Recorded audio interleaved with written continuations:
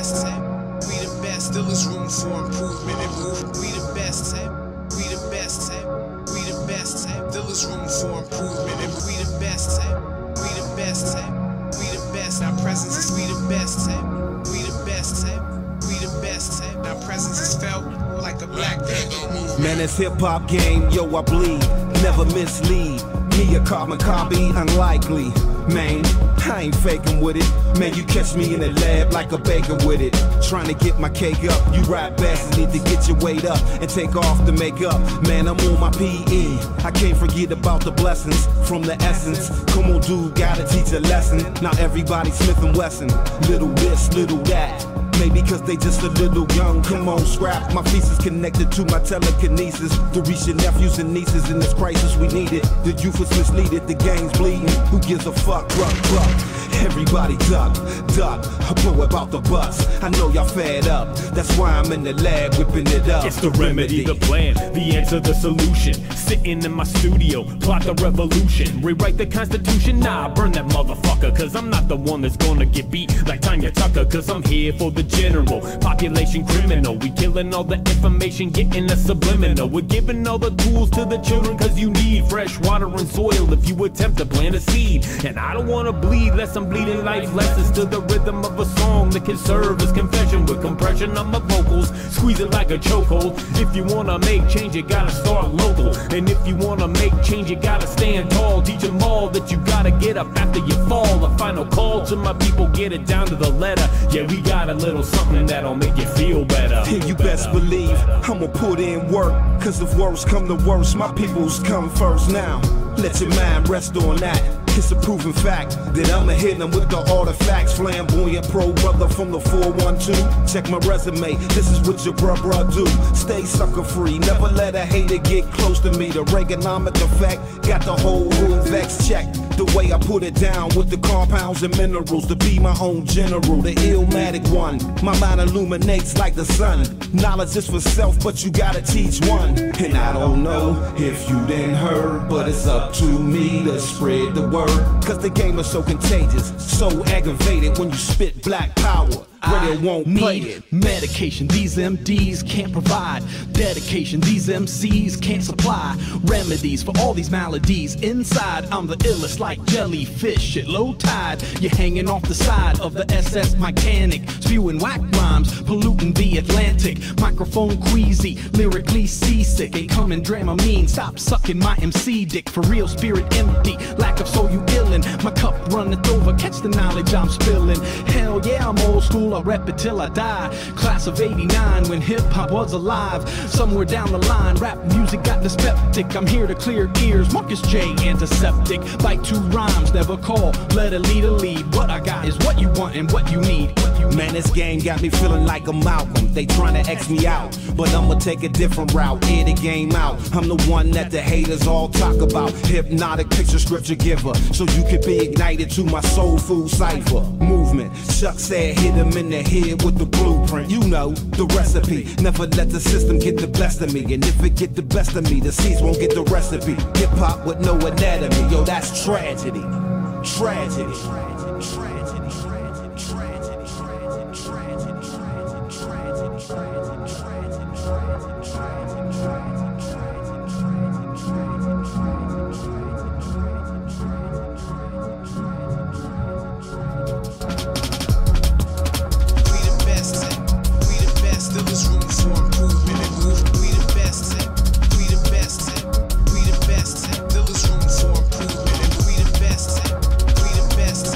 We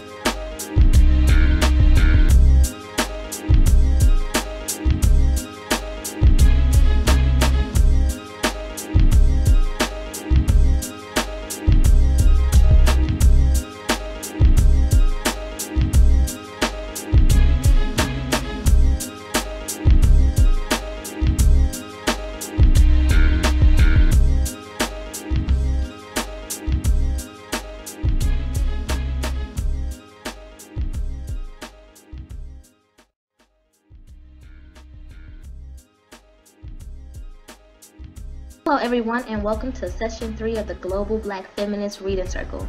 My name is Randie Henderson and I am one of the Black Feminist Reading Circle members of this online group.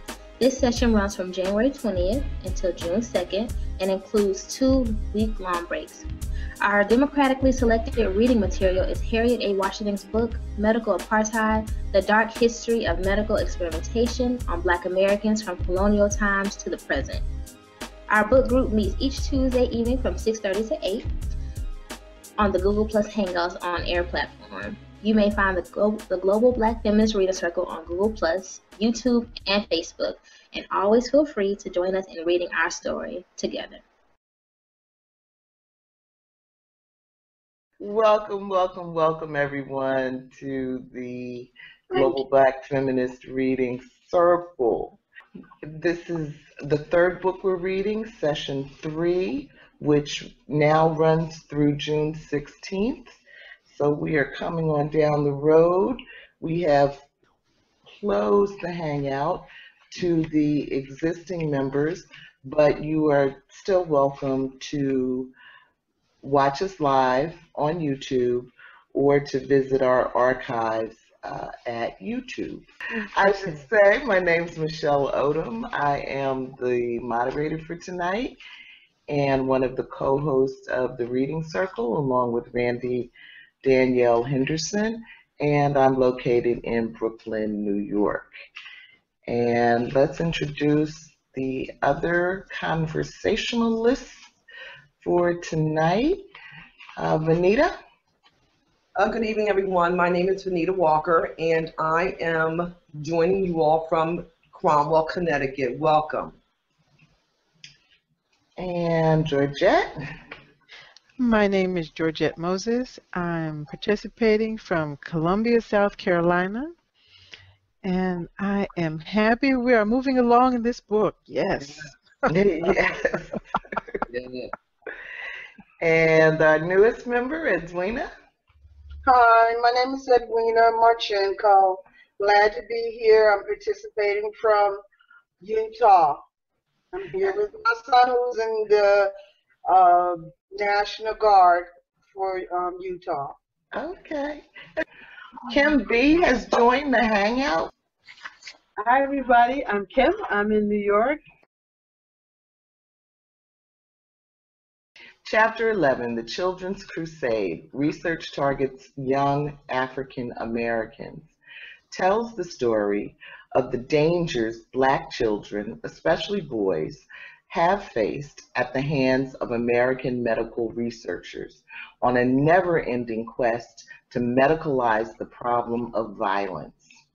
Washington highlights a few of the most harmful experiments and medical procedures to which our children have been subjected, including the lobotomy, exemplified by the work of Orlando J. Andy, MD, and the University of Mississippi between the 1930s and 1970s, where psychiatrists and neurosurgeons who practiced these blind cut lobotomies simply inserted crude tools such as the ice pickalon and blindly swept them back and forth within the brain, cutting all the connecting nerves, sight unseen, at one fell swoop.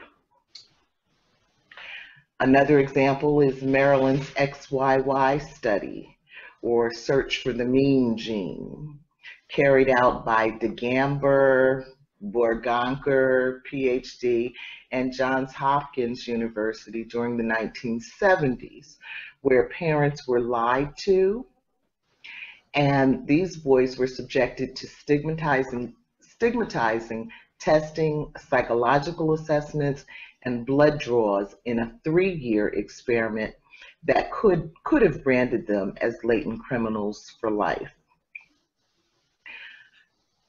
Another example is the fenfluramine study undertaken by Professor Gail Wasserman and New York City's New York State Psychiatric Institute and Columbia University's Lowenstein Center during the 1990s.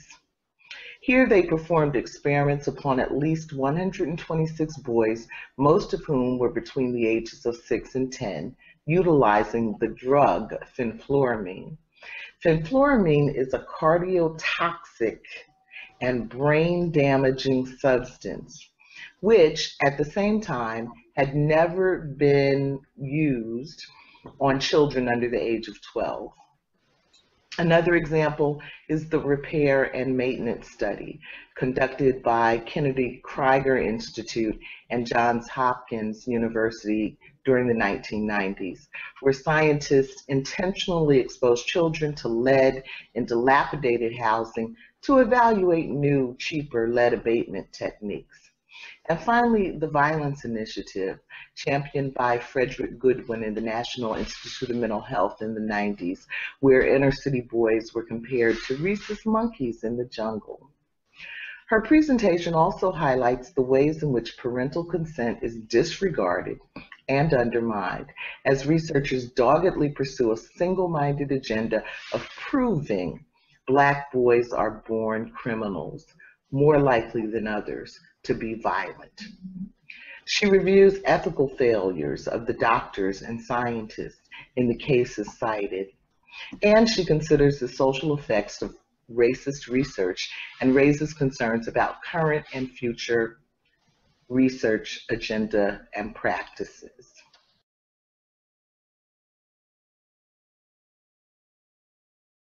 Researchers from Kennedy Krieger Institute conducted the repair and maintenance study in 1990s Baltimore. Well, they leave Baltimore alone. The KKI scientists wanted to evaluate new, cheaper lead abatement techniques. They already knew lead paint is a notorious cause of acute illness and chronic mental retardation in young children.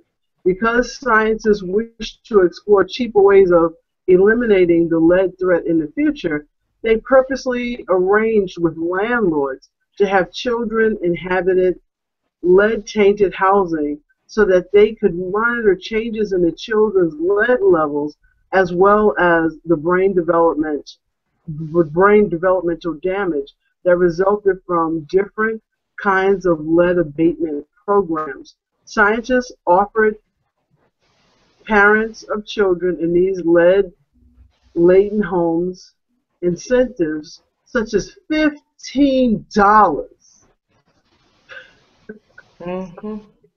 $15 payments to cooperate with the study, without divulging that it placed their children in risk of lead exposure. The KKI is affiliated with the prestigious Johns Hopkins Universities, whose IBR approved the protocol.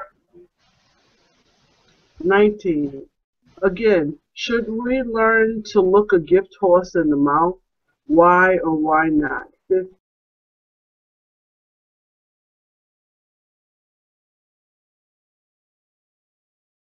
though.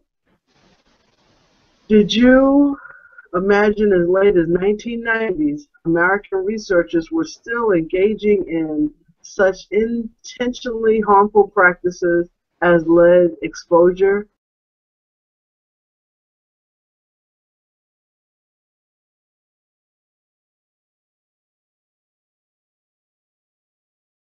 And 21, can you think of any ways these parents might have protected themselves from the fiendish landlords and scientists?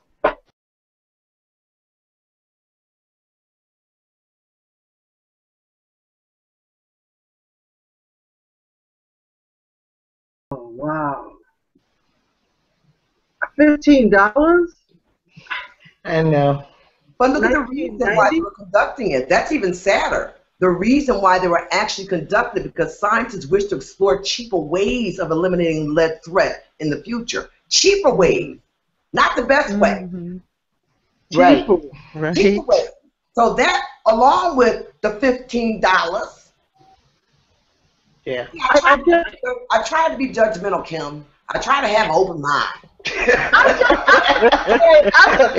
Why? Because you're on camera? I try to have an open mind, and not necessarily because I'm on camera, but because I really try to have an open mind. But $15. Yeah. Was these crack addicts? I mean, what is this? They went and found a bunch of crack addicts? Well,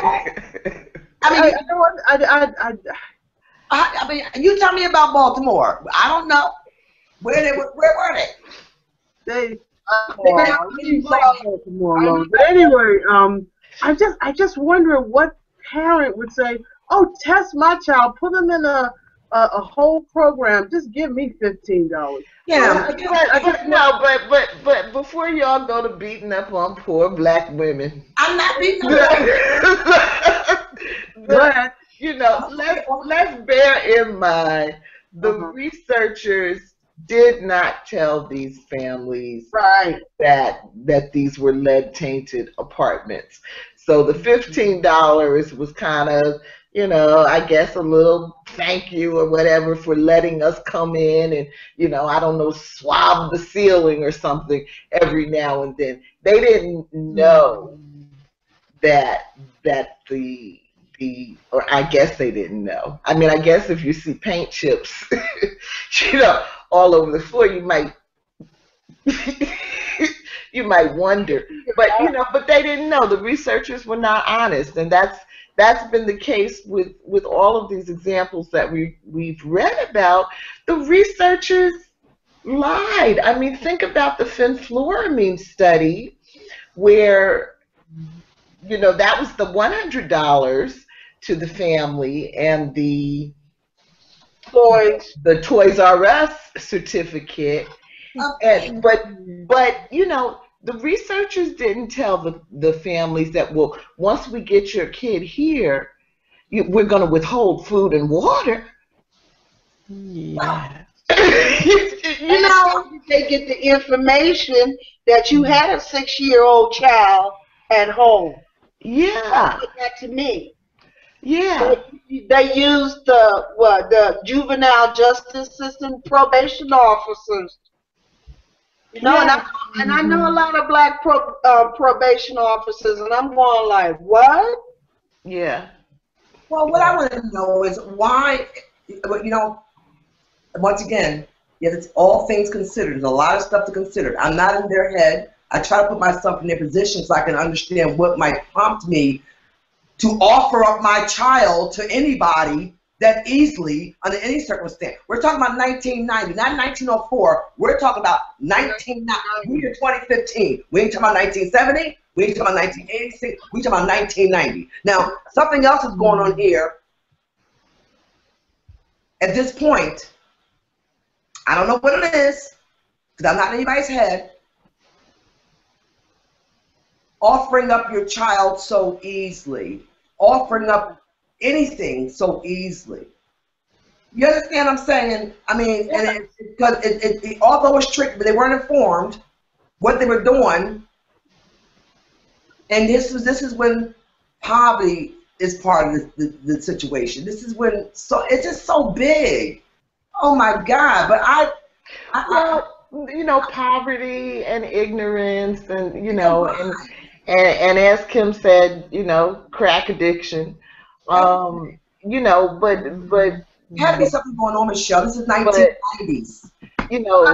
As I was saying a few minutes ago, and you probably missed it when you were out. You got back so quick, Kim. Yeah. So halfway between here and the she hurt her ankle, so she was hopping. Oh wow. But I was making the point that we can never process all this information together, but we do, we can read on our own as much as we can. I heard that. I did hear. And and that's, because as you said, Venita, earlier, we don't know what the answers are, and Harriet Washington, doesn't know all the answers because she would have provided them. And basically what she's doing is telling us what the problems are. Yes. But now that we know more, and we're going to learn more in the chapters that are ahead about current events, you know, forewarned is forearmed. And so while we might not know the best decisions to make about whether or not, you know, we should have our child vaccinated, or, you know, whether or not we should give our child a particular medication because they've been labeled as ADD, or, you know, one of those kinds of conditions. But if we're readers, then we can learn more and we can empower ourselves to make better decisions. And so I'm going to suggest that the women that, you know, in fact, Harriet Washington says it very clearly, the people who were least capable of making good decisions for their children are the ones who offered their children to these experiments. Those parents, you know, who were more educated or more knowledgeable, knew better, knew enough to be scared, even if you don't know the right answer. You know, afraid. Yeah. Yeah. At least be afraid. Yeah. And it's just sad. I mean, I just feel bad. I don't care what the reason was. I don't care. It doesn't. You know, it's just disgusting that you enrich children, babies like that. I don't even care what the reason is. You know, whether the parents weren't capable of understanding. And I'm sure a lot of that stuff that, you know, it doesn't make a difference. The problem is that this stuff is still going on today. We still have a lot of questions about inoculation and the way they treat children that have challenges and everything else. That's what's important right now. Yeah. We have to do something or find a way to address these problems. Yeah. Reason doesn't make a difference. You know, how are we going to address the situation? Well, the reason does make a difference. Well, the reason makes a difference, but I don't want to. You know, I mean, I want to linger on that for a minute, because it's really what I'm saying to you about beliefs matter. You know, these doctors, these researchers, these scientists, they believed that black children were born violent, were born to be criminals. And so because they believed that, they were able to convince themselves that a lobotomy was okay, that exposing the children to lead paint was okay, that testing the children for HIV and not telling anybody about it was okay. You know, that giving the medication, the fenfluramine, that causes brain damage and heart damage was okay. That was okay because it starts with what they believe. They believe that these children were less than. And so you got to start with the reason, because the reason, they believe that these children that are burning down CVS's and community organizations and turning over cars and acting out as thugs going on in Baltimore right now, they believe that these children have no just cause. And so if you have no just cause, then you can bring in the National Guard, you can bring in the U.S. Army, you can bring in the Marines, you can shoot those children in the street, and nobody will have a word to say about it, because they will say, that's right. Well, that wasn't what I was. They deserved it. So the reason matters. The reason shapes the intervention that comes after it. I know the reasons that they claim they did things. I was talking about the reasons behind the parents, whether being uninformed, whether being incapable. Yeah, but I understand that. Wait, Venita, wait. Because if they are uninformed, then an intervention is to inform them. If they are uncaring, that's something else. That requires a different kind of intervention. If they are crack addicts, that's something else. So the reason matters. And we can't assume that we know the reason. I'm not making that assumption. In any of these situations. I certainly can't make that assumption. I would never try, because there's just too many situations and too many ways that you could be manipulated, knowing, not even knowing you're being manipulated. Yes. Like, you take $15, well, you might take it because you need some milk in the refrigerator. You understand? Yes. You can't just make, you can't make assumptions. That's why I can put myself in that place. I can feel myself being there. That I don't have no money, and I can see me being there. Yeah, right. I got 5 kids I gotta feed, and I gotta come up with some. And it just hurts me that they take advantage, and they know what they're doing. Yeah. They know that they're manipulating people and hurting people, take advantage, and I can't blame. It's hard for me to place blame on the parents. It really is, or because most parents that I know, poor, black, green, or orange, want to do the very best they can do by their children. That's right. Incapacitated, they just can't.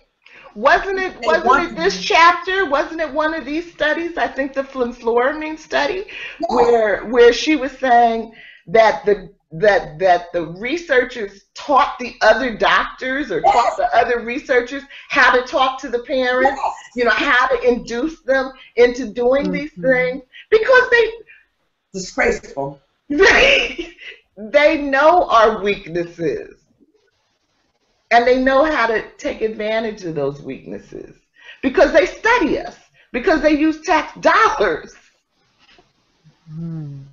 to set up major research projects, so they know exactly what they're doing. And it wasn't just blacks, it's poor whites. Yes. They just parasites. They just was parasites feeding off of people. And that's why I keep saying that we do have to remember that although this has been cast, it's a divide and conquer thing going on. So we think of it as the white man as the problem. But I'm telling you all, now that we have integrated and we have all these black doctors and Asian doctors and yellow doctors and red doctors and all of this, they are just as motivated. That's right. As the fiendish white man was to get those grant dollars. American greed. Yeah. By any means necessary. And where we used to feel comfortable, greed and power. Being able to go to a black doctor and feeling like, you're safe. Oh, that party's been over, girl. That party's over. Everybody's suspect. Okay, I don't care who they are. Everybody's suspect. When I go to the doctors, I look at him. I am employing him. Okay, I am his client if I accept him as my physician. But he's suspect.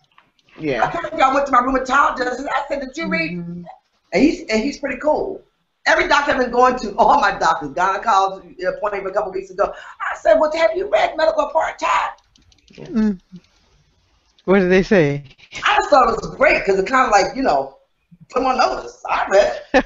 Yeah, right. Well, no, actually, my doctors, the two that I asked that are, I feel, and I'm not particularly easily deceived, because I will seek information, are compassionate people. And my gynecologist told me, and when I had some other book, I said, talks about the dark history, the past, and he said, no. And I said, one of the reasons for having this information is not only to protect yourself, but to try to not have these things happen again. He looked at me with compassion and said, Mrs. Walker, don't be too sure about that. Oh. And he And you knows. didn't say that, and I'm saying that, but I'm saying that with his head down. This is, you can see the pain in the man's chest, and he's a physician, which is telling me that he's not feeling this, and he is not confident that these things are not, that history won't repeat itself.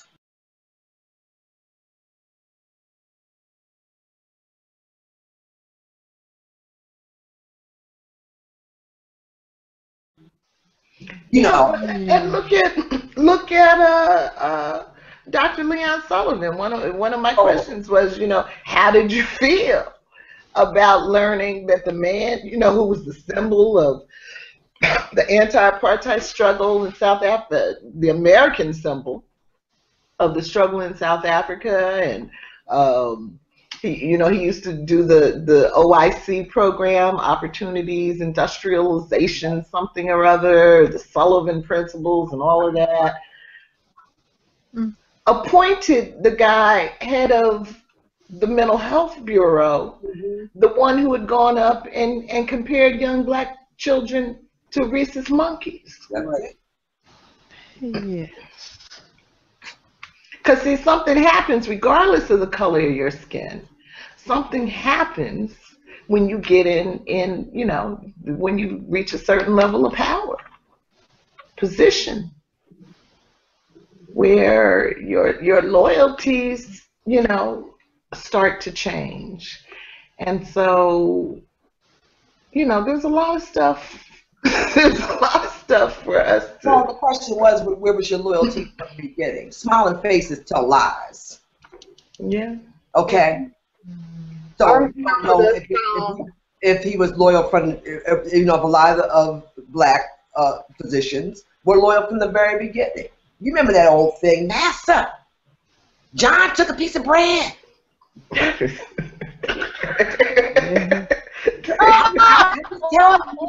just telling you, Master. And your master turns around and says, well, don't worry about it, Ball. Okay, I'll take care of John. So he goes over there and punches John upside the head, and then turns around and tells Pete to get your ass back out there and pick that cotton. So it just goes on and on and on. But who said they ever were loyal? Well, Perception. I thought more of Dr. Leon Sullivan. No, you are wrong. We were wrong.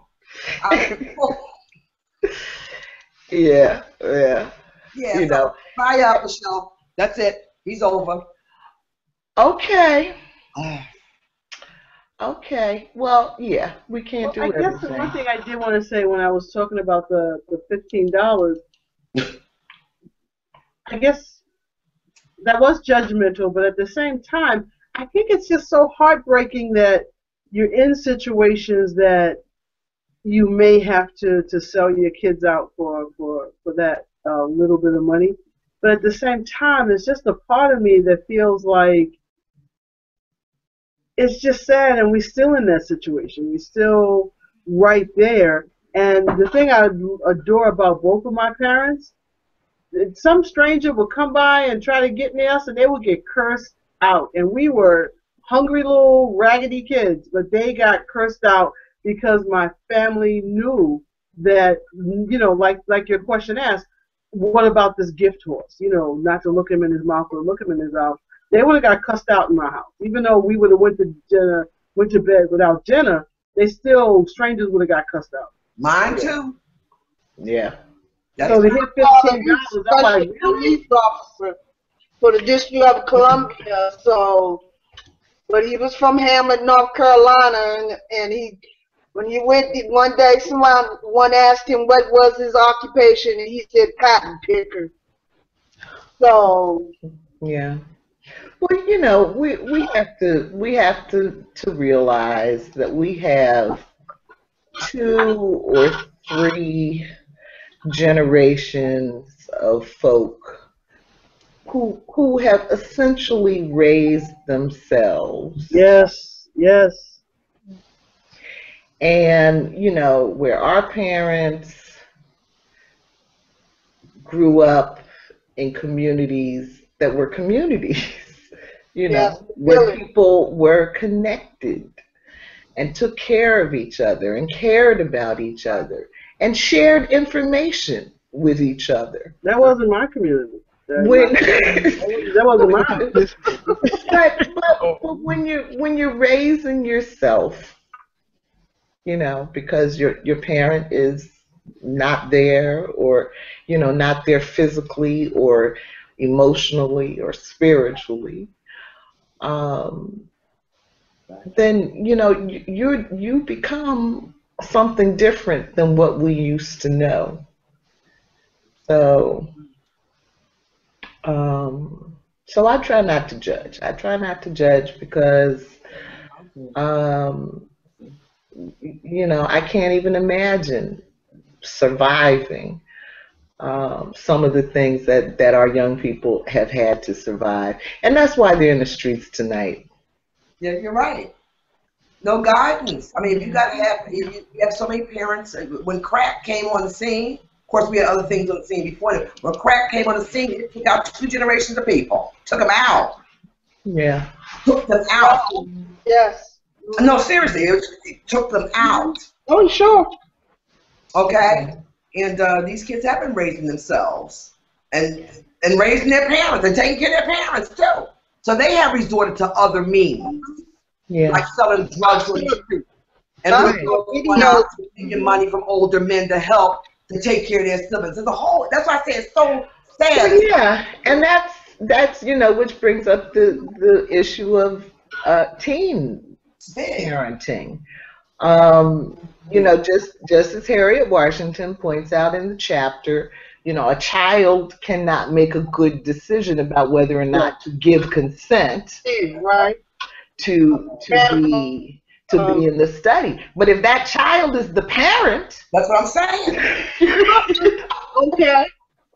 If that child is the parent, how does a 17-year-old to have 2 kids, and if some out there that's 17 got 3 kids? Yeah. How in the world do you expect a 17-year-old to make any decision about anything? Apparently they couldn't because they have 3 kids at 17. Yeah. So how do you expect them to sit there making any kind of decision about anything? Yes.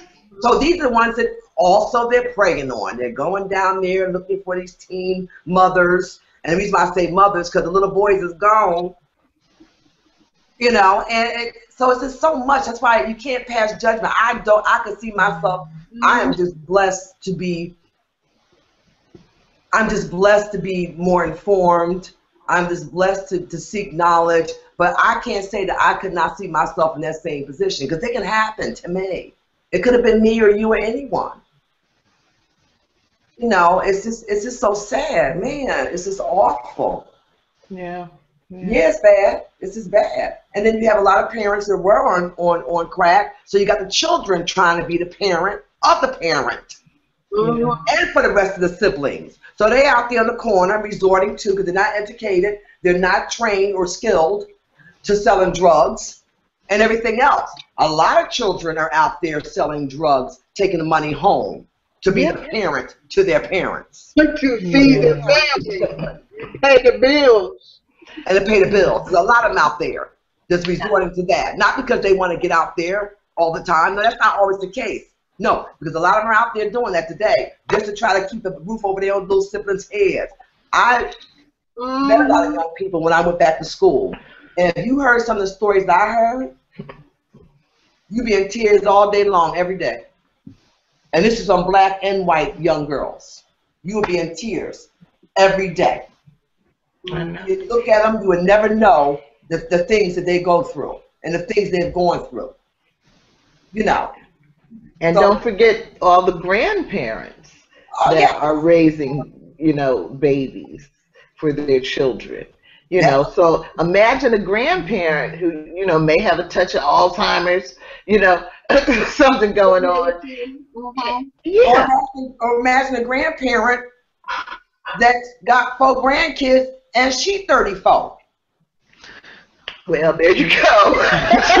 You know, we got the old ones, but we got grandparents out there that's 34.